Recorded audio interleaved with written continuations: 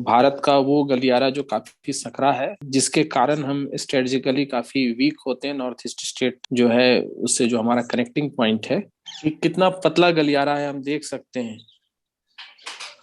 जी इसी को सर। कहते हैं चिकन नेक। ये हमारा पूरा नॉर्थ ईस्ट है, जी सर। जिसको नॉर्थ ईस्ट कहते हैं, जहाँ आपके अरुणाचल प्रदेश, आसाम, मणिपुर, मेघालय, मिजोरम, ये सारे स्टेट आते हैं। यहाँ नेपाल है, यहाँ भूटान है, ये बांग्लादेश है। अब आप देखिए ये जो जियोग्राफिकल पोजीशन है और यहाँ जो ये गलियारा है, ये कितना सकरा है। अगर किसी कारण से ये मार्ग अवरुद्ध हो जाए या यहाँ पर कब्जा हो जाए, तो भारत का संपर्क जो है इस पूरे नॉर्थ ईस्ट से कट जाएगा। 1947 के पहले स्थिति अलग थी, क्योंकि ये सारा भारत का हिस्सा था। तो आप देखेंगे मैप में अगर अंदर और जाकर, तो हमारा जो ये समुद्र है इधर, यहाँ जो पोर्ट वगैरह है समुद्र किनारे, तो ये व्यापार बहुत आसान होता था, क्योंकि बांग्लादेश से होके, ये तो इंडिया ही था एक तरह से पाकिस्तान के जी अलग सर। होने के पहले। जी सर। तो स्ट्रेटेजिकली भी हमको कोई दिक्कत नहीं थी, ट्रांसपोर्टेशन भी काफी बेहतर था। लेकिन ये पार्ट के अलग हो जाने के चलते और ये सकरा सा हिस्सा हमारे पास बच जाने के चलते, और यहाँ नेपाल है, यहाँ भूटान है, और यहाँ पर ये जिसे हम सबसे बड़ा चाइना खतरा सर। मानते हैं। हमारे दो शत्रु खतरनाक हैं, एक पाकिस्तान और एक चीन। लेकिन चीन को सबसे बड़ा खतरा इसलिए माना जाता है क्योंकि चीन रक्षा सामर्थ्य में हमसे ज्यादा है। थोड़ा सा अनुभव में बेपक हम है सर। भले ही अनुभव में हम भले ही ज्यादा हों, लेकिन रक्षा सामर्थ्य जो है, जो मिलिट्री है या जो वेपन्स हैं, जो वेपन्स का डिस्ट्रक्टिव पावर है, जो न्यूक्लियर आर्सनल है, वो चाइना के पास, और इकोनॉमी भी चाइना की स्ट्रांग है। जी सर। किसी भी स्थिति में ये हमको डिफेंस जो है वो हमारा वीक करता है, चिकन नेक। तो इसी से रिलेटेड अब इंडिया की क्या स्ट्रेटजी हो, जाहिर सी बात है, जब हम कहीं कमजोर हैं और हमको लगता है कि कोई हमारी इस कमजोरी का फायदा उठाने की कोशिश कर रहा है या करता है, कई तरह से किए जाते हैं, तो हमें भी कहीं किसी का कोई गला दबाने की कोशिश करनी पड़ती है। तो अब भारत ऐसी स्थिति में क्या करेगा या क्या कर रहा है, या अंतर्राष्ट्रीय स्तर पर और क्या क्या हो रहा है, तो इसी को समझने के लिए ये है। तो ये उसके बारे में ये थोड़ा सा डिटेल है। उसको सिलीगुड़ी कॉरिडोर कहते हैं, जो वो सकरा सा पार्ट दिखाया चिकन नेक्स, उसको सिलीगुड़ी कॉरिडोर भी कहते हैं। नैरो पासेज मतलब बहुत ही पतला पासेज है। इंडियाज 8 नॉर्थ ईस्ट स्टेट, यानी जिसको हम कनेक्ट करता है वो उधर, जो हमने जैसे बताया उस मैप में, नॉर्थ ईस्ट के 8 स्टेट को। और ये जो है, ये सबसे कमजोर पॉइंट है इंडिया के डिफेंस का। एक्लिस हिल का मतलब होता है सबसे कमजोर पॉइंट्स होता है। 2000 किलोमीटर का बॉर्डर हम लूज कर सकते हैं अगर सिर्फ किसी ने उस हिस्से पे कब्जा कर लिया तो। और वो उस हिस्से की लंबाई कितनी है, 60 किलोमीटर, और चौड़ाई कितनी है, 22 किलोमीटर। यानी सिर्फ 22 किलोमीटर, वो जो आप देख रहे थे वहां ऐसे पतला सा था, इस 22 किलोमीटर पे किसी ने कब्जा कर लिया तो हम 2000 किलोमीटर का अपना बॉर्डर जो है वो खो देंगे। सबसे पतला पॉइंट है वो। और ये ऐसा जगह है जिसके चलते हमको डिफेंस में हमेशा एक चैलेंज बना रहता है उसको, उसकी सेफ्टी। हालांकि हम ये कह सकते हैं कि वहां पर डायरेक्ट चीन का एक्सेस नहीं है। अगर हम फिर से पिछले मैप की तरफ एक बार जाएं, या इस मैप पर देखते हैं, जी सर। ये सिलीगुड़ी, इसी की बात हो रही है। हम कह सकते हैं कि ठीक है, चीन तो ऊपर है, जी हमारे यहाँ नजदीकी तो बांग्लादेश है, और इधर नेपाल है। नेपाल तो हमारा मित्र ही है, सांस्कृतिक रूप जी से हमसे जुड़ा हुआ है। जी सर। बांग्लादेश को अभी हम खतरा नहीं मानते हैं क्योंकि अभी स्थिति बेहतर है। तो इसीलिए हम कह सकते हैं कि, और सही में ऐसा है भी, कि ये सारा हिस्सा अभी सेफ है। लेकिन वैश्विक परिदृश्य में कोई परिवर्तन हुआ, या जैसे अभी पाकिस्तान चीन का पिट्ठू बना हुआ है, कभी ऐसी स्थिति आई किसी कारण से, क्योंकि हमें सबसे बड़ा यहाँ खतरा किससे हो सकता है भविष्य में? बांग्लादेश से हो सकता है। जी सर। बांग्लादेश से अगर कोई ऐसा खतरा हुआ, जैसा खतरा जो क्लैश ऑफ सिविलाइजेशन वाली स्थिति जिसको कहते हैं, और उस समय चीन बांग्लादेश के साथ खड़ा हो जाए, या चीन की सेनाएं बांग्लादेश में उतर जाएं, तो ऐसी स्थिति में ये 22 किलोमीटर हथियाने में इनको कोई समय नहीं लगेगा, और इन्होंने ये हथिया लिया हिस्सा, तो ये सारा हिस्सा हमारे हाथ से निकल जाएगा। इसका डिफेंस करना बहुत मुश्किल होगा। ये समझ गए? जी सर।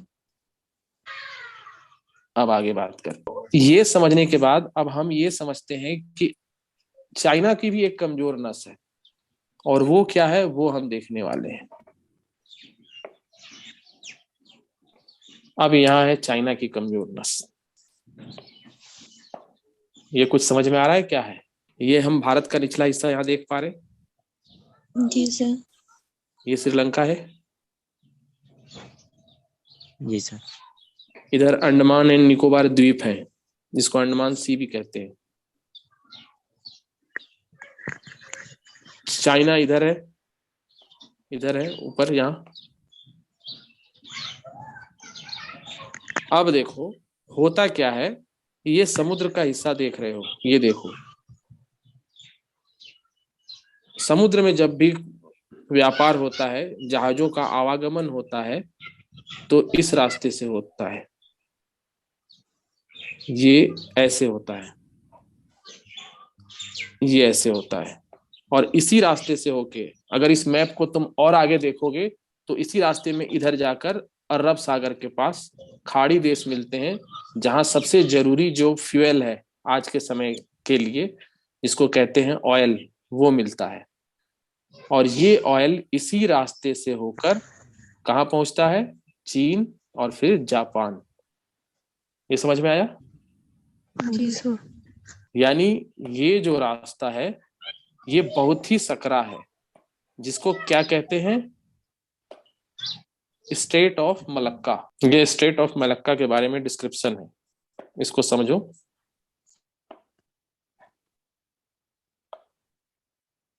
क्या करता है? साउथ चाइना सी को जी सर। बे ऑफ बंगाल, जैसे मैप में दिखाए, भारत का जो हम बंगाल और बांग्लादेश जो है उसके नीचे का जो समुद्र है वो बे ऑफ बंगाल कहलाता है। फिर से हम मैप दिखाएंगे, यहाँ के इस सारे जो है उनको पहले समझ लो। स्टेट ऑफ मलक्का है क्या?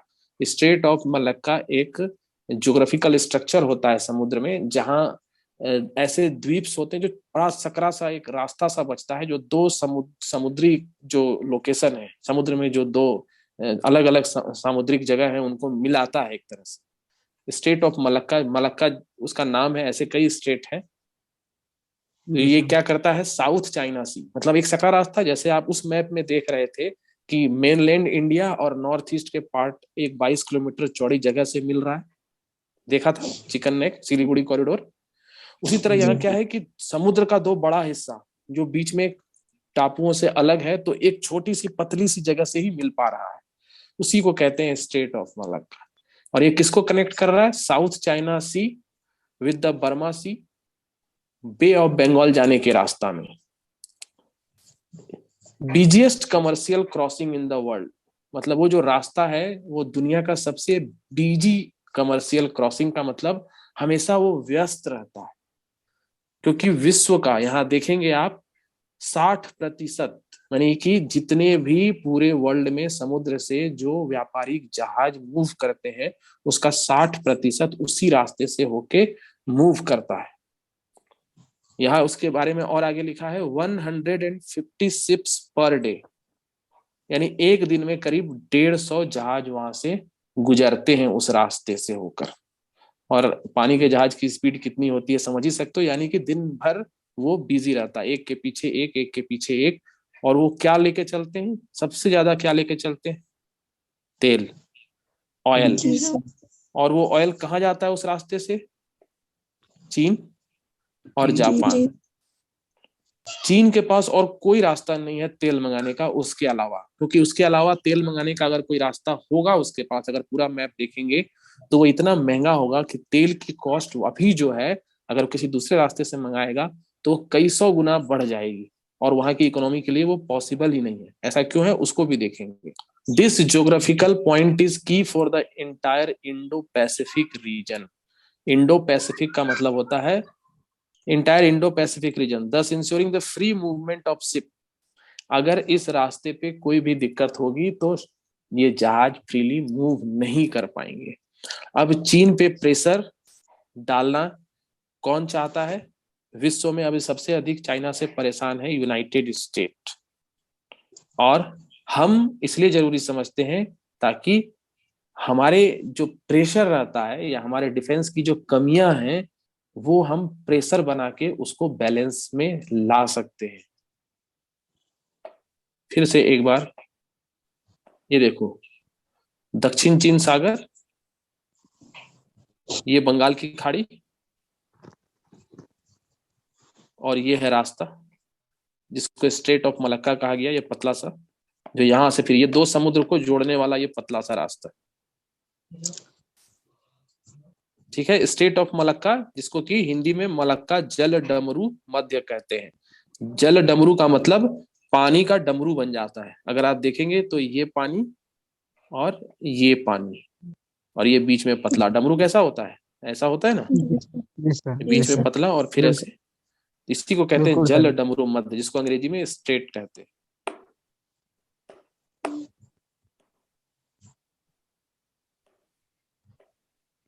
ये हिंद महासागर हो गया, मतलब ये जी सर। इंडिया के नीचे वाला हिस्सा जो है वो हिंद महासागर कहलाता है। ये समझ में आता है? और जी सर। इधर जो अरब देश है उनके तरफ जो समुद्र का हिस्सा है वो अरब सागर कहलाता है। जी सर। और इधर बढ़ेंगे तो इधर आता है पैसिफिक ओशियन। जी सर। पैसिफिक। चीन ऊपर है, हमको पता है कि मैप में ऊपर होता है नॉर्थ, नीचे होता है साउथ। तो जी चीन सर। ऊपर है तो इसको कहते हैं दक्षिण चीन सागर, क्योंकि ये चीन के दक्षिण में है। तो हिंद महासागर को प्रशांत महासागर से जोड़ने के लिए रास्ता यही है। इसी रास्ते से ट्रेवल करेगा तो चीन के पास तेल पहुंचेगा, जापान के पास तेल पहुंचेगा, और भी बहुत सारे व्यापारिक वस्तुएं, यानी जो चीन से जो भी व्यापार की वस्तुएं भी चलती हैं वो यहीं से चलती हैं, इसी रास्ते से होके फिर विश्व के मार्केट में जाती हैं। ये समझ में आया? अगर अगर ये रास्ता जी अगर सर। बाधित होता है सर, हाँ। तो रुक जाती है तो काफी चीन को प्रॉब्लम करना पड़ेगा सर, चीन को काफी प्रॉब्लम होगा। हाँ, अगर युद्ध की स्थिति में, या अमेरिका ने भी, अमेरिका के तुम्हें पता है कि कई जगह उसके नेवल बेसेस होते हैं, और कई देशों के साथ उसने अपने एक कॉन्ट्रैक्ट बना रखा है जिसके तटों पर उसके काफी स्ट्रेटेजिकली इंपॉर्टेंट नेवल शिप्स रहते हैं। तो और सर। वो अगर कल को आप देख रहे हैं कि अलग अलग जो अलायंस बना हुआ है अभी, जिसके बारे में हमने पिछले कुछ वीडियो में बताया भी था, क्वाड को आप समझ ही रहे हो। जी उसके सर। बाद ऑस्ट्रेलिया के साथ भी इनका एक अलायंस बना है, जिसमें कि उनको जो पनडुब्बी परमाणु पनडुब्बी देने की बात है। ये सब क्यों है? क्योंकि अगर यहाँ युद्ध होता है तो सिर्फ इसी के लिए युद्ध होगा कि इस रास्ते को प्रतिबंधित कर दिया जाए और चीन के व्यापार को हानि पहुंचाई जाए। भारत भी अपने जल सेना को काफी मजबूत कर रहा है, और उसने भी काफी इस दिशा में किस तरह से परमाणु पनडुब्बियों को हासिल किया जाए, कॉन्ट्रैक्ट किया जाए, ज्यादा से ज्यादा तैनात किया जाए।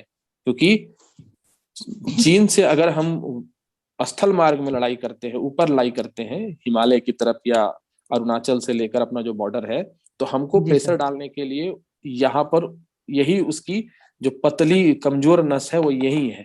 और हम जब यहाँ जी प्रेशर डालेंगे तो वहां भी वो, क्योंकि यहाँ उसको जरा सा नुकसान हो गया, जब आप जी देख रहे हैं कि 150 शिप पर डे जा रहा है, अगर थोड़ा सा भी यहाँ पर कुछ भी ऐसा होता है, अराजकता की स्थिति होती है, शिप्स डिले हो जाते हैं, अगर शिप्स 2 दिन डिले हो जाएंगे तो वहां तेल के प्राइसेस बढ़ जाएंगे, तेल की कमी होने लग जाएगी, व्यापार में उसको नुकसान हो जाएगा। यहीं पे अगर हम चोट कर दे तो ये चोट चीन को बहुत भारी पड़ेगा, और इसीलिए चीन भी डरा रहता है। इसको और आगे देखते हैं, मलक्का जल डमरू मध्य के बारे में। भौगोलिक रूप से सकरा समुद्री गलियारा होता है जो 2 बड़ी जल राशियों को आपस में जोड़ता है। ये समझ गए पिछले स्लाइड से? जी सर। जी सर। मलक्का जल डमरू मध्य दक्षिण पूर्वी एशिया को बाकी एशिया और शेष विश्व से जोड़ता है। दक्षिण पूर्वी मतलब नीचे का हिस्सा मैप में जो था वो दक्षिण था, और पूर्व का मतलब चीन की तरफ जो हो गया तो वो पूर्वी हो गया, और एशिया को शेष विश्व से जोड़ता है, यानी कि पानी से व्यापार होता है तो जुड़ जाता है। यह दक्षिणी चीन सागर को हिंद महासागर से जोड़ता है, मैप में देख चुके हैं। जी सर। जिसका इस पर कब्जा होगा उसके पास चीन को घुटने के बल लाने की चाबी होगी। ये भी कैसे हम समझ गए? जी सर। यह जी एक सर। बेहद सकरा, सकरा का मतलब बहुत पतला, और उथला, उथला का मतलब वहां पानी थोड़ा कम रहता है, बहुत गहराई नहीं है समुद्र की। एक जगह, एक ऐसी जगह भी है जहां पर सिर्फ ये 2 या 3 मील ही चौड़ा है। इंडोनेशिया और मलेशिया के बीच से गुजरने वाले इस जल डमरू मध्य के मुहाने पर सिंगापुर है। अगर और मैप में आप अंदर जाकर देखेंगे तो वहीं सिंगापुर भी आपको दिखेगा, जो जहां से वो सब जहाज गुजर रहा है। जबकि अंडमान निकोबार के सबसे दक्षिण में स्थित इंदिरा पॉइंट से इंडोनेशिया की सुमात्रा द्वीप की दूरी 160 किलोमीटर है। अगर उसी मैप में हम नीचे जाएं तो अंडमान निकोबार का सबसे नीचे एक छोटा सा द्वीप का टुकड़ा है जिसको हमने इंदिरा पॉइंट नाम दिया है, जहां भारत खत्म होता है। वहां से सुमात्रा द्वीप की दूरी सिर्फ 160 किलोमीटर है। भारत का 30% विशिष्ट समुद्री आर्थिक क्षेत्र अंडमान में ही स्थित है। विशिष्ट समुद्री आर्थिक क्षेत्र होता है जहां तक व्यापार से संबंधित अधिकार, यानी अगर मान लो समुद्र में कुछ तेल निकल गया, समुद्र में कोई रिसोर्स निकल गया, तो उस पर जो है अधिकार किसका होगा? तो देश का, या वहां से संबंधित व्यापार संबंधित जो जो अंतरराष्ट्रीय कानूनों के अंतर्गत जो नियम होते हैं वो, तो वो क्षेत्र अंडमान में, अंडमान। अब ये ऐतिहासिक महत्व बताया गया है। चोल साम्राज्य और चालुक्य राजवंश ये बहुत पहले भारत के राजवंश रहे हैं जिन्होंने भारत पर राज्य किया है। तो उस समय की बात बताते हैं कि उस समय भी दक्षिण भारत और दक्षिण पूर्वी एशिया के बीच व्यापार ही नहीं, संस्कृति के आदान प्रदान का भी ये मार्ग था। उसी मार्ग से सांस्कृतिक आदान प्रदान भी होता था। एक जगह से दूसरी जगह तक लोग जाते थे। सांस्कृतिक का मतलब रहन सहन से संबंधित, किस तरह के नीति नियमों को पालन करते हैं, बौद्ध धर्म का ऐसे प्रचार हो गया, और खान पान रीति रिवाज ये सब जो है। 10वीं सदी आते आते मलक्का जल डमरू मध्य का रणनीतिक महत्व लोगों को समझ में आ गया, और अब ये व्यापार से अधिक सामरिक महत्व की चीज बन गई है। इसी जल डमरू मध्य की रक्षा के लिए चीन जो है श्रीलंका को फंसा कर रखता है। श्रीलंका में उसने पोर्ट बनवाया है। श्रीलंका को तो उसने करीब करीब इकोनॉमिकली करप्ट ही कर दिया, मतलब बैंकरप्ट कर दिया है। उसकी इकोनॉमी चाहे श्रीलंका की बहुत कमजोर हो चुकी है, क्योंकि चीन पर जो उसकी निर्भरता थी, और चीन ने उसको इतना ऋण दिया कि अब उस ऋण को चुकाने के चक्कर में चीन ने ऐसा इसलिए किया क्योंकि एक अगर युद्ध होता है तो श्रीलंका पोर्ट, कम से कम वो बेस उसको चाहिए, उसको भी आधार चाहिए कि उसको हम कैसे सुरक्षित करेंगे। इसको समझे हम? आगे देखते हैं। मलक्का दुविधा, जिसको मलक्का डायलेमा कहेंगे अंग्रेजी में। मलक्का जैसे हम कहें, मलक्का वो जगह के नाम पे, मलक्का जल डमरू मध्य। मलक्का की सुरक्षा से जुड़ी चिंताओं और चीन की इस पर निर्भरता को लेकर पहली बार मलक्का दुविधा का प्रयोग चीनी राष्ट्रपति हु जिनताओ ने नवंबर 2003 में किया। हु जिनताओ का मतलब अभी कौन है चीन के राष्ट्रपति?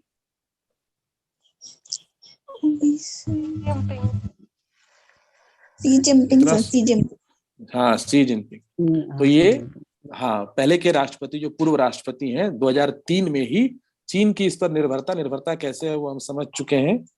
विकल्पों के अभाव और किसी टकराव की स्थिति में इस रास्ते की नाकाबंदी की आशंका जताते हुए कहा कि कुछ शक्तियां मलक्का जल डमरू मध्य का अतिक्रमण कर रही हैं और इसके जरिए नौवहन को नियंत्रित करने का प्रयास कर रही है।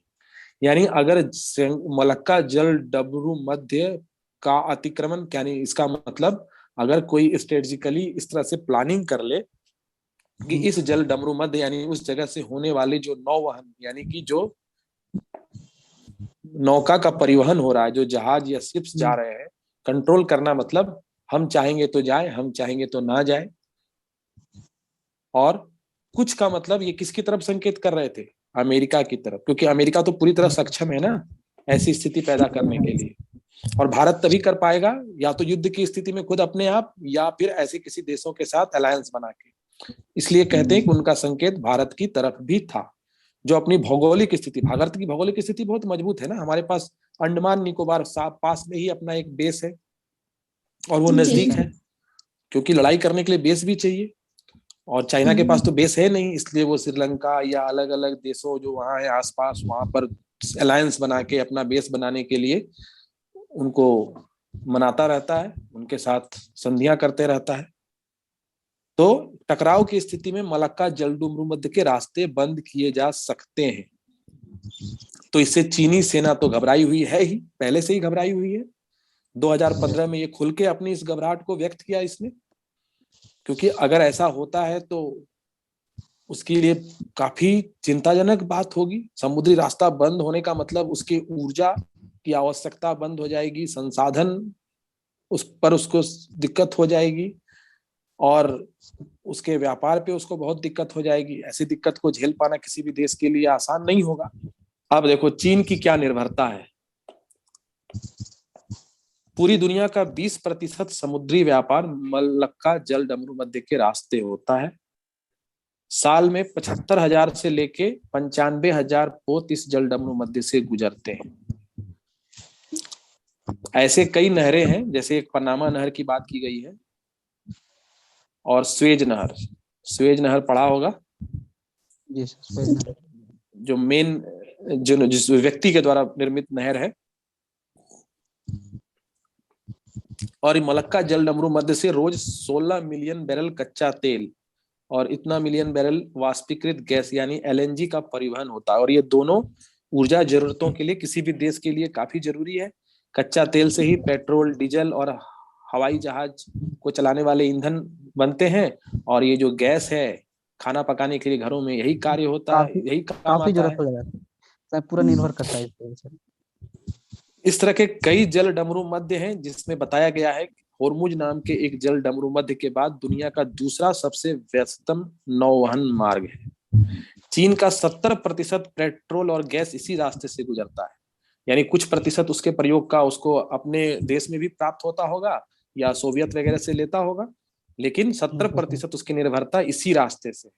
और उसके व्यापार का 64% इसी रास्ते से व्यापार होता है। व्यापार का मतलब तेल और गैस तो उसको चाहिए, लेकिन वो अपने जो देश के प्रोडक्ट है, जैसे हमारे यहाँ भी आपका जो मोबाइल है वो हवाई जहाज से नहीं आता है, वो समुद्री रास्ते से ही आता है और इसी रास्ते से आता है। समझ गए? तो अगर उस रास्ते पे संकट आते हैं तो वो संकट आपके मोबाइल पे भी आएगा। इसके मुकाबले जापान का 42% और अमेरिका का सिर्फ 14% व्यापार।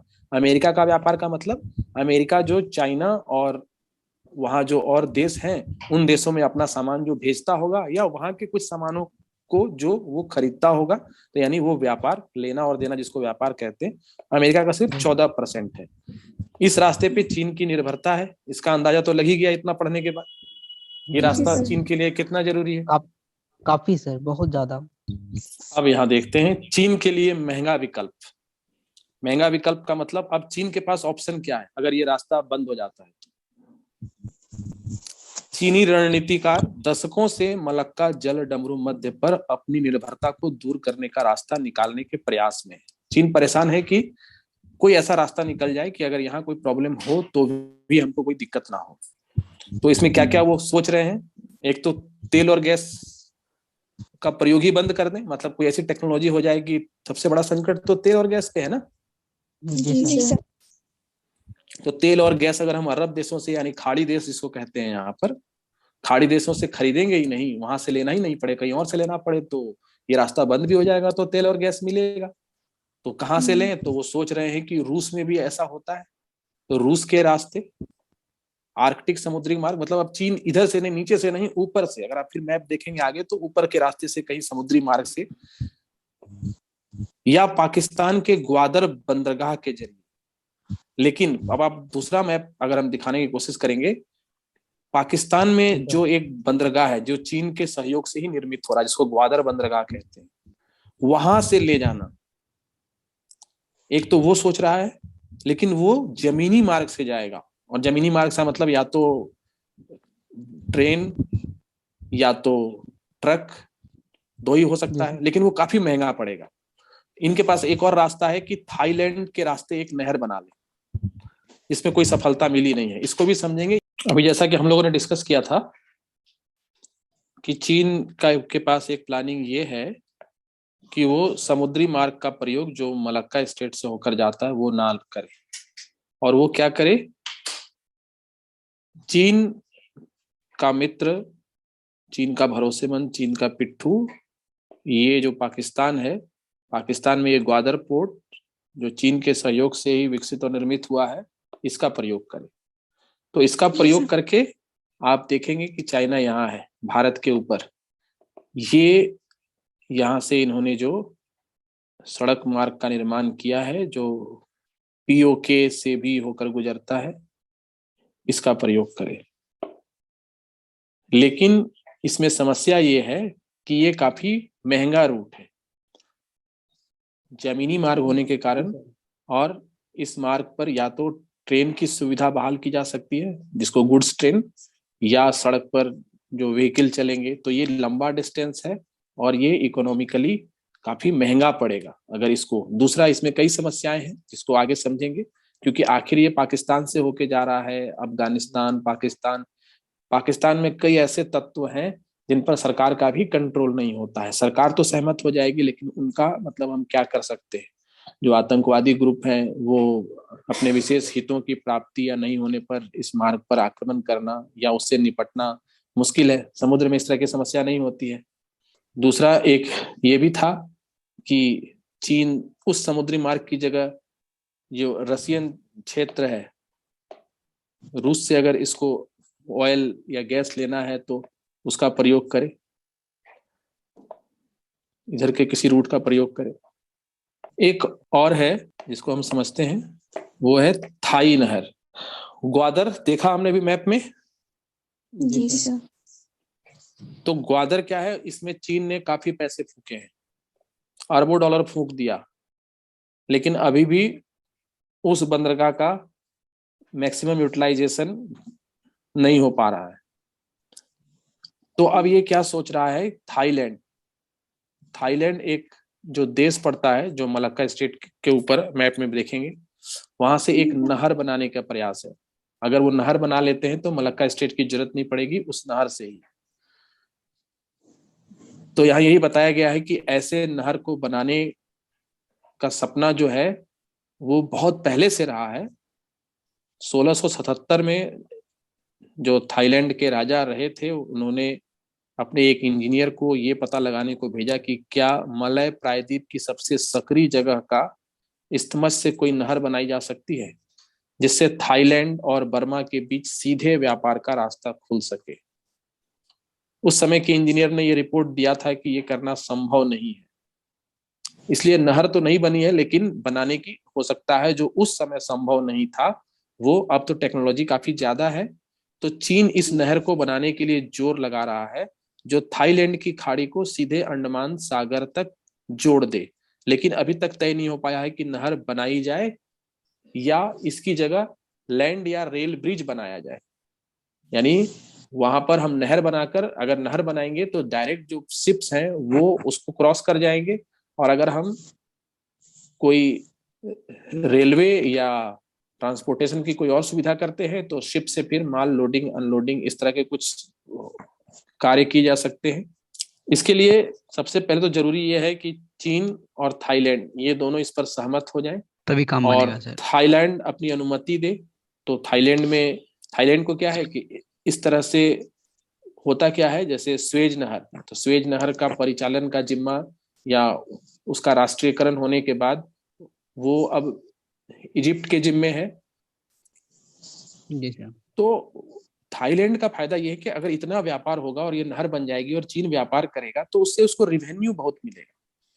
जैसे पाकिस्तान में क्या है कि अगर ग्वादर से अगर चीन बिना बिजनेस करता या उसी रूट से पाकिस्तान के अंदर से होते हुए सड़क से अगर चीन अपना सारा माल लेकर ट्रांसपोर्टेशन करेगा तो पाकिस्तान को बहुत पैसा मिलेगा, टैक्स मिलेगा। उसी तरह से जी थाईलैंड, सर। कोई कंट्री इस तरह के विचार पे क्यों सोचता है? सोचता है कि हमारी इकोनॉमी स्ट्रांग हो जाएगी, इतना बड़ा बिजनेस रूट हमारे देश से होकर भले ही हमको नहर बनानी पड़ी, क्योंकि वो द्वीप है तो ऐसी सकरी जगह है जहां पर अगर कुछ किलोमीटर तक अगर कार्य कर दिया जाए तो ऐसा नहर बनाया जा सकता है। तो वहां पर भी इस तरह से विचार करने का और नहर बनाने का प्रस्ताव है वहां की संसद में। जाहिर सी बात है, देश का निर्णय यानी संसद का निर्णय, तो वहां पर इस तरह के प्रस्ताव पर काफी गंभीरता से विचार हो रहा है। आज के इंजीनियरिंग टेक्नोलॉजी के हिसाब से ये कितनी लंबी होगी, कितनी चौड़ी होगी, कितने बड़े टैंकर गुजर सकते हैं, क्योंकि शिप तो जो समुद्र में चलते हैं वो काफी बड़े बड़े भी होते हैं, लेकिन अगर नहर कितना बनाना इकोनॉमिकली फिजिबल होगा उसके आधार पर डिसाइड होता है कि कितना बनाया जा सकता है और कितना बनाना उसकी क्षमता है और कितने बड़े टैंकर गुजारे जा सकते हैं और इस पर कॉस्ट कितना आएगा, क्योंकि कॉस्ट भी बहुत जरूरी होता है। जी सर। बहरहाल प्रस्तावित परियोजना थाईलैंड के मुस्लिम बहल और अलगाववाद से ग्रस्त इलाके में है। यहाँ भी वही समस्या आ जाता है जो समस्या चीन पाकिस्तान में जिससे डरा हुआ है। हालांकि पाकिस्तान चीन का पिट्ठू है और पाकिस्तान चीन के पीछे पीछे चल रहा है, उसकी मदद कर रहा है, चीन भी इन्वेस्टमेंट कर रहा है, लेकिन चीन को जो वहां डर है वो डर यहाँ भी है। यहाँ भी वही डर है। यहाँ क्या डर है? मुस्लिम अलगाववादियों के बीच बरसों से जारी वार्ता का कोई फिलहाल, जैसे पाकिस्तान में जो आतंकवादी संगठन सक्रिय हैं, जो अलग अलग मांगों को लेकर या विशेष तरह की शासन व्यवस्था को लेकर आतंक मचाते रहते हैं, ऐसा डर वहां भी है। और यहाँ भी नहर तो कहीं नहीं बना सकते, वैसे ही भौगोलिक रूप से देखना पड़ता है कि कोई ऐसी सक्रिय जगह सी है जहां दोनों तरफ समुद्र है और बीच में बस स्थल मार्ग थोड़ा सा ही है, तो वहां अगर हम नहर बना देंगे तो काम हो जाएगा, थोड़ी सी भूमि है। लेकिन वो एरिया किस तरह के लोगों से भरा पड़ा है, वहां किस तरह की आइडियोलॉजी चल रही है, वहां के प्रॉब्लम्स क्या है, वहां पर इतिहास कैसा रहा है, किस तरह की समस्या भविष्य में आने की संभावना है। ऐसा ना हो कि जहाज जा रहा है और बम फूट गया और उसके बाद किसी देश की सेना ने तो मार्ग नहीं रोका, लेकिन मालूम चला कि उसी जिस देश से हमने नहर गुजारी है या ट्रेन गुजारी है उसी देश में प्रॉब्लम हो गई और वहां के किसी संगठन ने ही ऐसा कर दिया और हमारा सारा बिजनेस ठप हो गया और हम उसी पे डिपेंडेंट हैं। तो ये और वहां पर कार्रवाई करने का मतलब फिर इस देश से लड़ाई कीजिए, जी ये सर। समस्या है। और इसमें ये बताया गया है कि अगर ये नहर बन भी जाती है तो सिर्फ 1200 किलोमीटर की दूरी कम होगी और 2-3 दिन के समय की ही बचत होगी। और थाईलैंड के संसद में तो मामला चल रहा है, लेकिन थाईलैंड में बहुत सारे लोग इस नहर के विरोध में हैं। उनको लगता है कि अगर ये नहर बन गई तो उसका कब्जा चीन के पास होगा और ये उनके संप्रभुता के साथ समझौता होगा। चीन महंगा कर्ज देगा और कर्ज के बोझ में फंस के थाईलैंड की इकोनॉमी का भी वही हाल हो सकता है जो पाकिस्तान का हो चुका है, श्रीलंका का भी अब हो गया है। तो जी कहीं ऐसा ना हो कि ये नहर कभी भी बने नहीं, सिर्फ कागज पर ही रह जाए। ये डायग्राम है उस नहर का, आप मैप में देखो। यहाँ हमने वो देखा जल मलक्का जल डमरू मध्य यहाँ देखा था, यहाँ पे थाईलैंड ये पतला सा हिस्सा है, जी ये सर। थाईलैंड। और ये कहता है कि अगर यहाँ ना प्रॉब्लम कर सकते हैं, हम इस देश से ये नहर यहाँ पर बनवा लेते हैं और हम यहाँ से गुजरेंगे। यही है वो थाईलैंड देश में यहाँ पर नहर बनाने की बात हो रही है। मैप से क्लियर हो गया? जी जी सर। सर। और यहाँ पर क्या समस्या आएगी ये भी बता दिया गया। जी सर। यानी चीन की हालत खराब है, ये समझ में आ गया। जी सर। बिल्कुल सर। अब आगे देखते हैं। तो हम जो पिछले मार्ग की बात कर रहे थे, जहां ये कहे थे कि वो ग्वादर से पाकिस्तान वाले रास्ते से अगर ले जाना चाहेगा तो वो रास्ता गिलगिट बल्टिस्तान के जरिए सिनकियांग, चीन का प्रदेश है ऊपर, काराकोरम पर्वत श्रृंखला से गुजरेगा। अब यहाँ पे दिक्कत क्या है कि यहाँ भूकंपीय क्षेत्र है, वहां भूकंप बहुत आता है, वहां पर भूस्खलन बहुत होता है, हिमपात, बर्फ गिरते हैं और वहां पर पाकिस्तान के आतंकी गुट के हमले का है प्रॉब्लम, और उस जगह से आखिर या तो सड़क या रेल से तेल व गैस के टैंकरों का गुजरना या तो आतंकी हमला होगा या तो प्राकृतिक आपदा आएगी। और लागत कितनी बढ़ेगी? जो $2 कीमत आती है वो $12 से $15 हो जाएगी। जो हमने पाकिस्तान वाला जो मैप में दिखाया था, अगर वो वहां से लेकर गुजरता है तो उसकी बात की गई है इस स्लाइड में। जी सर, जी सर। चीन ने वैकल्पिक रास्तों की तलाश छोड़ी नहीं है, हार नहीं माना है। चीन का कहना है कि मलक्का जल डमरू मध्य की 1 हफ्ते तक अगर नाकाबंदी कर दी गई तो चीन को वैकल्पिक मार्गों से नौवहन पर ये $64 मिलियन अतिरिक्त खर्च करना होगा। और ऐसा हुआ तो चीन पर सालाना $84 बिलियन से लेकर $220 बिलियन तक का एक्स्ट्रा खर्चा पड़ेगा। यानी अगर किसी कारण से मलक्का जल डमरू मध्य को 1 हफ्ते के लिए अगर किसी कारण से बंद कर दिया गया, युद्ध के समय ऐसी परिस्थिति आ गई, तो चीन की इकोनॉमी पे इतना बड़ा बोझ पड़ेगा। ये एक बहुत बड़ा अमाउंट होता है, कई देशों जी की सर। जीडीपी इससे कम होती है, समझ कम होती सकते है। हैं। अब भारत ने क्या किया है? अंडमान निकोबार, जो ठीक मैप में देखा होगा, मलक्का जल डमरू मध्य से जी पश्चिम की सर। तरफ हमारा अंडमान निकोबार है। तो भारत ने क्या किया है कि चूंकि ऐसी स्थिति आए कि हम वहां उनको प्रेशर डाल सके, इसके लिए भारत ने एक अंडमान निकोबार संयुक्त कमान का गठन किया है। ये द्वीप भारत के पास एक तुरुप का पत्ता है। तुरुप का पत्ता एक कहावत है जिसका मतलब अगर कोई कुछ काम नहीं आएगा तो ये काम आ जाएगा। चीन उत्तरी सीमा पर अपने संरचनागत ढांचे को मजबूत कर लाभ की स्थिति में है। उत्तरी सीमा पर का मतलब हम अपने देश की जो उत्तरी सीमा पर, वहां पर चीन हमको मजबूत लगता है। रोज हम खबर सुनते हैं कि जी उसने सर। सीमा पर बंकर बना लिए, गांव बसा लिया, वहां तो काफी मजबूत लगता है। लेकिन उसका सारा तेल और गैस अंडमान निकोबार के रास्ते ही पहुंचता है। जब मलक्का स्टेट से निकल के आगे बढ़ता है तो अंडमान निकोबार के आसपास से ही गुजरता है। भारत थोड़ा देर से जागा है, लेकिन वो बड़े पैमाने पर अंडमान निकोबार में अपनी ताकत बढ़ा रहा है। ताकत बढ़ेगा तभी तो टकराव की स्थिति में काम आएगा। तो इसके लिए संयुक्त कमान पूरब से आने वाले किसी भी खतरे की स्थिति, पूरब का मतलब चीन जो पूरब दिशा में है, और जी जिसकी तरह सर। से खतरा हो, हमने अलग अलग तरह के, जैसे ये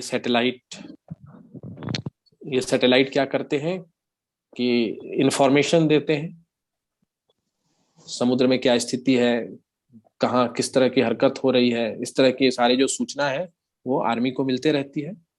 और इस तरह से हमारी निगरानी प्रणाली मजबूत रहती है, तो समुद्र में होने वाली हरकतों का दूसरे दुश्मन के देश की चाल का पहले से पता चल जाता है।